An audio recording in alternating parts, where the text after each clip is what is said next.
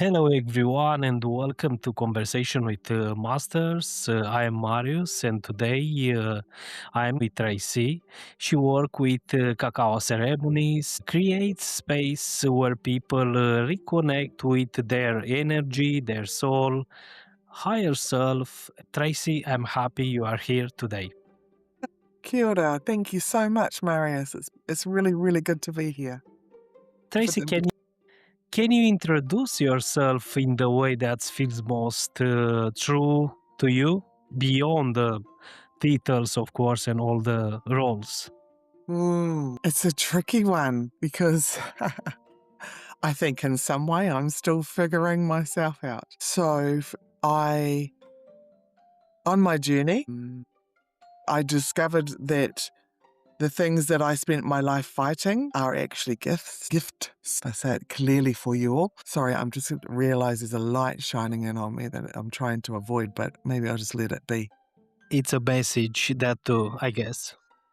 Yeah, stop trying to avoid the light, which was actually my message, funnily enough, during my growing up, because I was very activated. All my senses, my gifts, my smell, my seeing, my hearing, feeling, all the intuitive gifts were open and activated from a very, very early age. So I spent a long time pushing them away. So part of that has been involved a lot of substances in my younger days to avoid those things. And so now I take my gifts and I invite them to resource me, and very deeply in my work as a intuitive, as an artist, a drum doula, cacao alchemist. So I create cacao, family constellation facilitator and trainer. Yeah, I am a mother, a grandmother, wife, lover of life. I'm going to pull the blind up a little bit more just while we're talking to get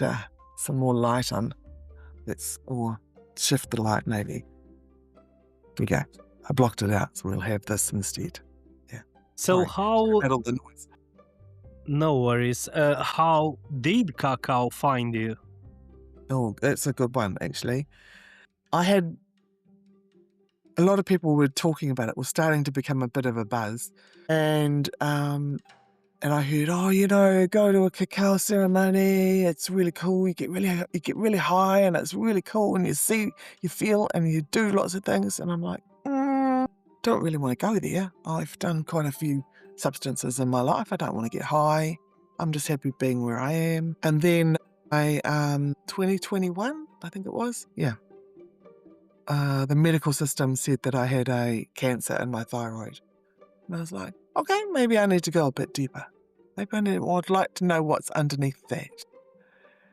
And so I went to a cacao ceremony, and I had the most amazing experience. It was a beautiful experience. My first experience with cacao itself was a little bit like, ooh, this looks like a rich, sweet, yummy hot chocolate. And then it touched my tongue and my senses, and my mind went, what the is this? But the more I drank it, the more my body went, okay, there's something in this. It's like a medicine, I suppose. So I had the cacao, and then this experience, I bought some to take home, and it was incredibly expensive.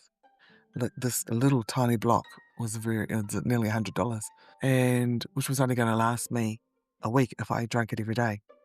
So I started looking around, and I found a lady here in New Zealand who works with the people in the Pacific Islands rather than South American cacao and that. And I joined up with her, and I started to learn about cacao, and I trained. I decided I'm going to learn more about this stuff because it's really helping me. And then at the end of my training with her, she said, I'd really like to invite you to do something more with it. And so I became a cacao ambassador for her. And she is actually called the cacao ambassador, but I became one of her ambassadors. And then from there, I started my own business. And now I've been to the islands to meet and be with the farmers and the families. And on that story, my parents had a hostel where we had 16 boys would live with us at a time.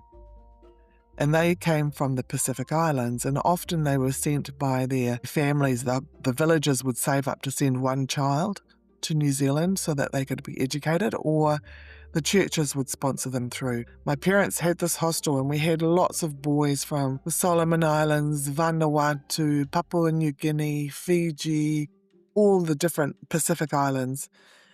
So I was very excited to be working with from the Pacific Islands. And when we went to the Solomons, I thought, it's been a few years, what would be the chances to meet someone that from that experience in our life, one of the boys maybe, but we'd lost contact with most of them. And where we were, there's 900 islands, tiny little islands everywhere, and mostly one main island. And on my second night, I met one of the boys, and it was just incredible because our adventure in Solomon Islands had been planned for 6 months.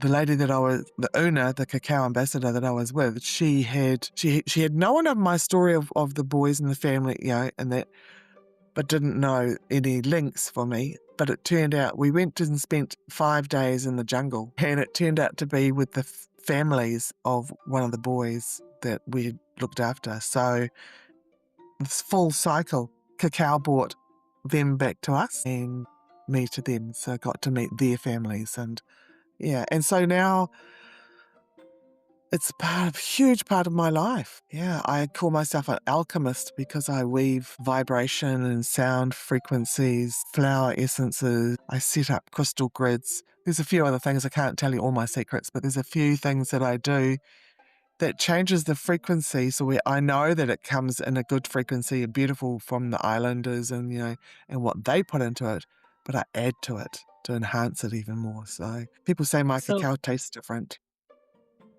Mm. so cacao, it's a tool, a medicine, or a Yes, teacher? all of it. All of All it. of them. And often cacao is referred to as a she because it has very much the very feminine energy. And fun fact, before COVID, the cacao plants all around the world produced much more cacao than they had for many, many years, because cacao has this unique ability to know what's coming and helps you to activate that too within your cells, maybe not consciously but energetically. And so she was preparing for the shutdown of the world. Yeah, not really. Maybe, of course, we joke, but what do people usually feel when they open their heart through cacao ceremony? Good question. So it has a chemical in it called PEA, which is the same chemical that we produce when we fall in love.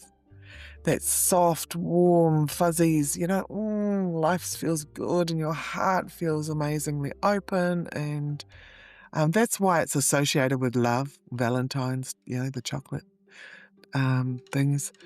So it's a very gentle but strong way to allow you to access maybe some emotions, some sensations and awarenesses in yourself.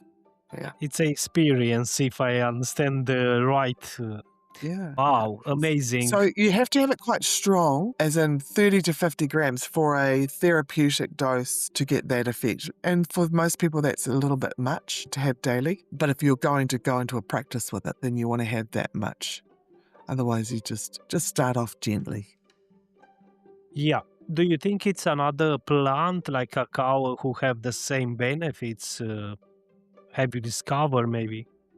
Cacao, no, not at all. So it activates your heart, opens the physical and the spiritual and the emotional side of things.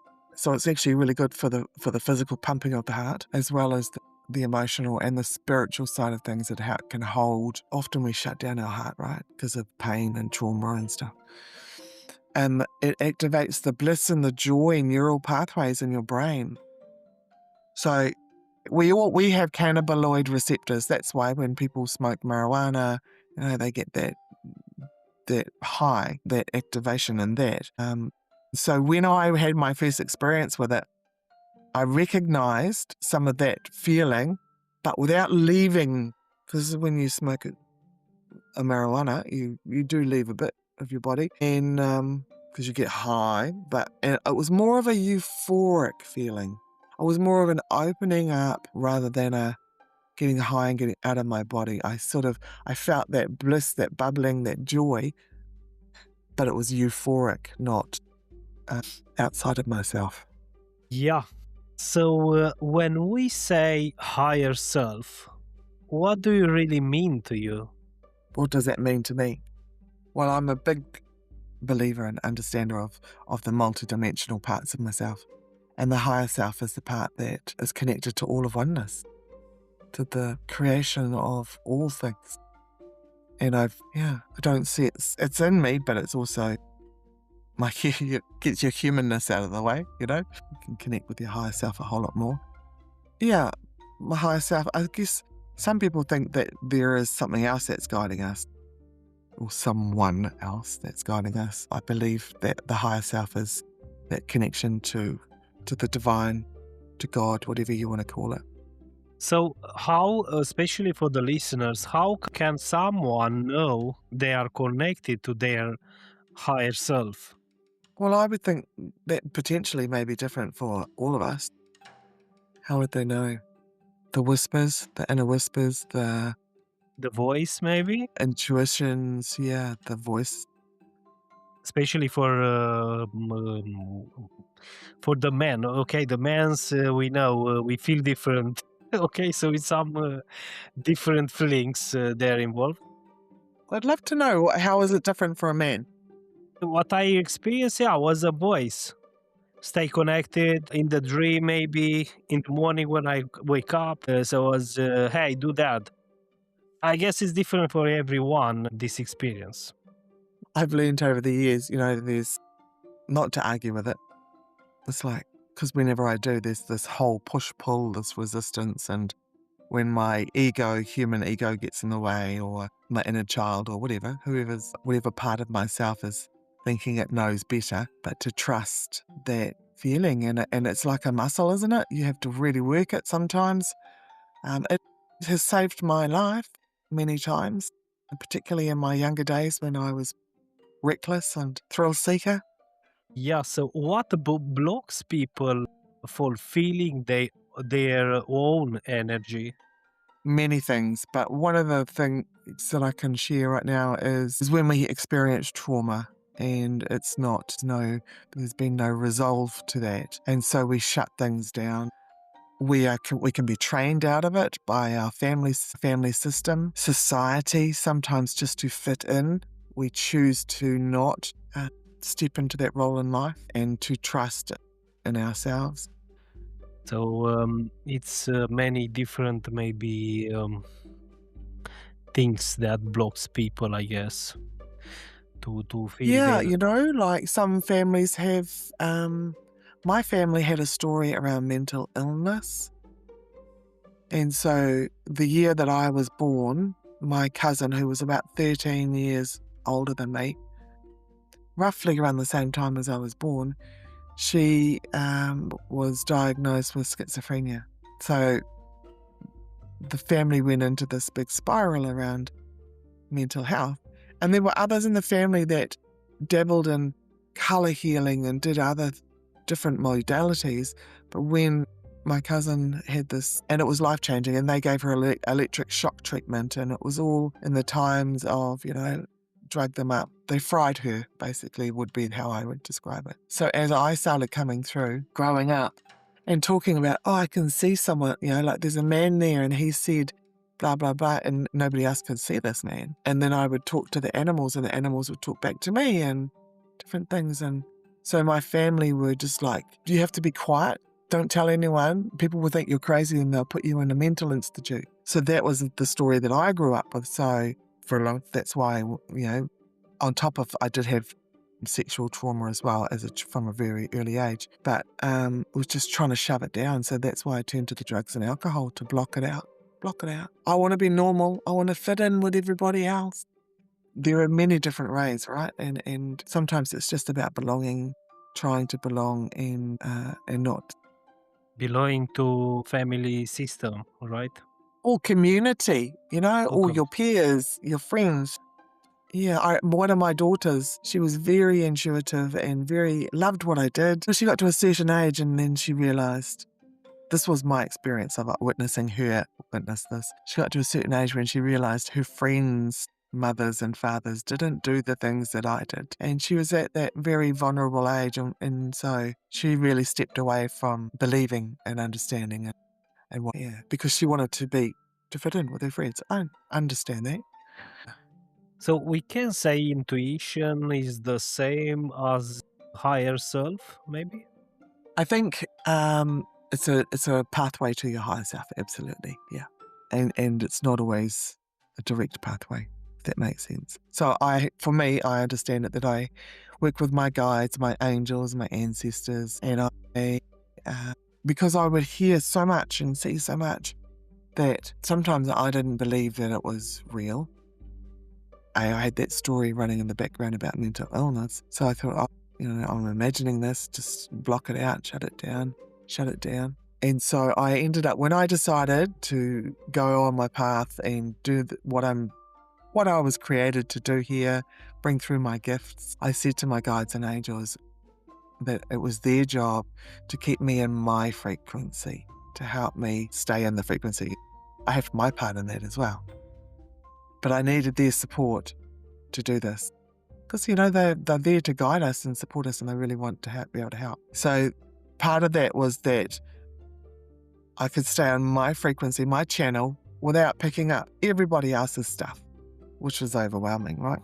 It's like, just turn my dial so that it's just there rather than like that. And that if there was something that I needed to share with someone else for whatever reason, then they could tell me 3 times. If I didn't listen the first time, tell me 3 times and I'll know that it's for me to share, And so we set up this deal.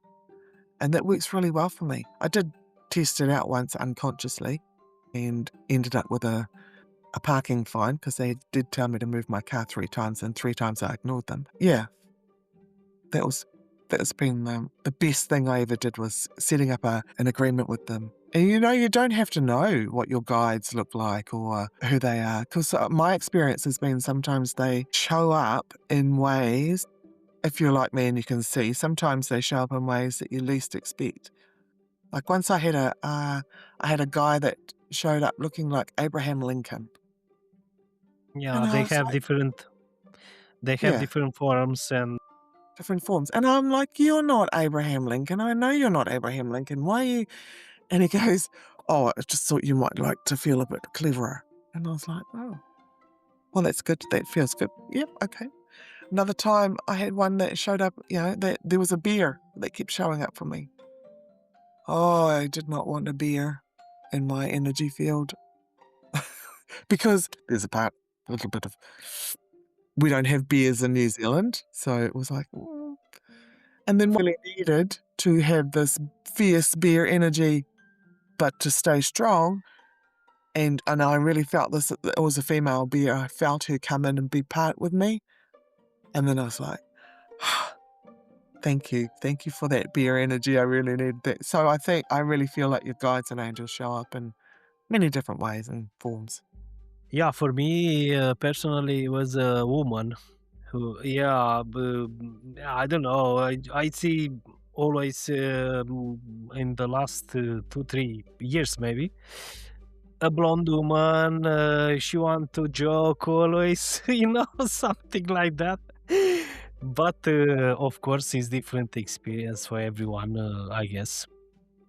Yeah. Now Yeah. I like to shift a little bit to understand, and of course the listeners maybe they will like to understand more. What is the soul? Many people speak about the soul, soul here, soul there. But what is the soul in your understanding, Tracy? I don't think I've really thought too deeply about it, other than I see it like a spark, like it's an energy. The soul is an energy and comes in for an experience. How do I describe the soul? That's such a good question. The soul is at our core. When I talk about like a soul's journey, it's part of our evolution. I just see it. When I think of the soul, I see it as a spark. One spark in the universe of life. And I believe our soul, we incarnate many times. Part of our soul is obviously still it's in the higher self. Like I don't think it's a part, I think it's all one. And parts of our soul, I think, can fragment as well. It's very complex. How do It's you describe complex. the soul? What's the soul for you? For me, the soul it's something never die, and yeah, can come several times this planet with these different roles, just to learn and grow and understand better.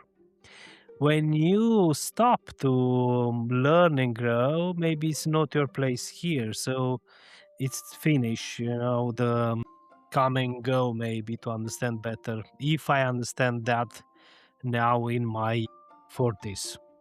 Yeah, good. You said on this planet. That's true, on this planet. What about other planets? I think Nobody there's knows, nobody Tracy. knows. Nobody knows. Such a big universe, isn't it? To even try to imagine. We can have our theories and our idolized ideas, but who knows? Mm. It's just opinions in the final of the day, right? Yeah. So, Tracy, if the listeners they would like to come in contact with you, where is the or what which is the best channel for you? I have a website, which is www.tracy with no E, Cartwright with a W, tracycartwright.co.nz, or you can find me on Instagram, Tracy Cartwright, and the same on Facebook. I have a couple of pages there. I have my constellation, Tracy Cartwright Constellations page, and then just my own Tracy Cartwright page. That's the easiest way. I think I'm on LinkedIn and stuff like that, but haven't really figured that one out too much. Super. So, have you ever have difficult times in this path? In which part? In your path, of course. In life? Life, this experience with energy to understand better, to heal, maybe. Yeah, oh, absolutely. I had, 2018, I think it was, I had a moment where all of a sudden, out of absolutely nowhere, it was like this darkness just descended on me. Life, the energy, the joy of life just left me. It wasn't like it just happened. It didn't have nothing. I didn't have an experience that created it. It just was like a blanket was put over me. And I spent 3 days just lying. I don't think I ate. I don't think I even went to the bathroom. And I, at the time, remember thinking, this is what they call the black dog. So there was a part of me that stayed out and stayed safe, and there was a part of me that went through the experience. My husband and son would come and just lie with me and try and talk to me, and it was like I was an empty shell. And then the part of me that was just sitting outside of my body was like, if you didn't have all the tools that you had, I knew that I could have just taken my life at that moment. I could have easily just gone.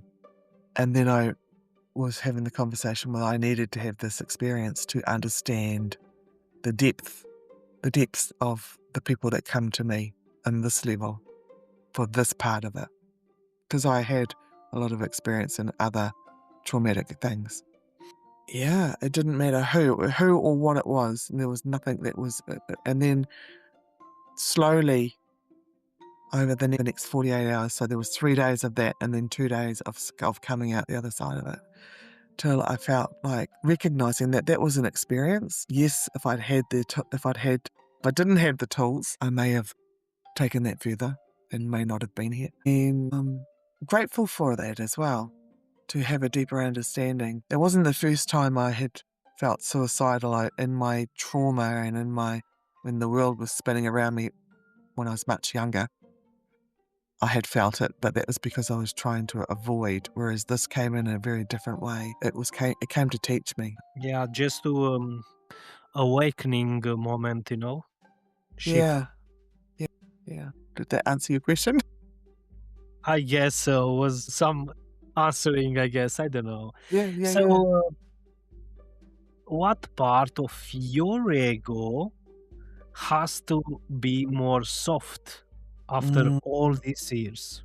So there was a reactive part in me that I was, being the youngest child, being so abused on many, many layers and often forgotten.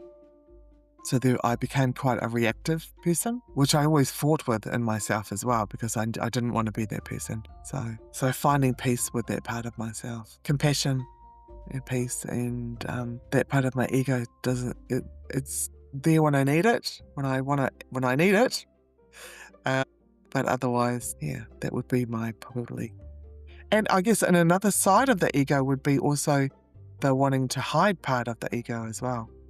Not wanting to be seen, not wanting to, because that everyone thinks the ego is what drives us to be bravado and out there, and sometimes it's also what keeps us hidden and tries to keep us small.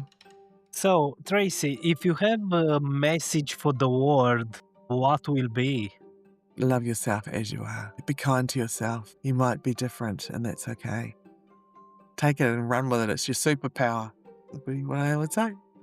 I would like to ask you another question now in the final, a little bit maybe more personal, I don't know. Mhm. What does your soul need right now? All this conversation and questions just in conversation with master you'll find. Yeah. Well, you asked that, and the answer I hear is freedom to explore. I don't even know what that means, but that was. I was like, so I was just asking, what do you need right now? Freedom to explore. Freedom to explore. And what that means, I don't know that it means going out to travel and explore, but maybe exploring myself on a different landscape. Yeah, and like this I found the answer for myself too. So thank you, Tracy. Tracy, thank you very much for this evening here where I am, but for the morning there in New Zealand, I guess. Was a pleasure to speak with you, to understand you better, and to listen your story, right? Yeah, you're welcome. Thank you. Thanks for reaching out. I love your artwork behind you, by the way. Is that one of your creations? Yes, it's my own creation. Someone, they say it's a big constellation. Why do you think? Yeah, absolutely. There's so much in that. I've been admiring it. Yeah, beautiful. Beautiful. Thank you again, Tracy. Thank you. My name is Marius, and thank you for listening.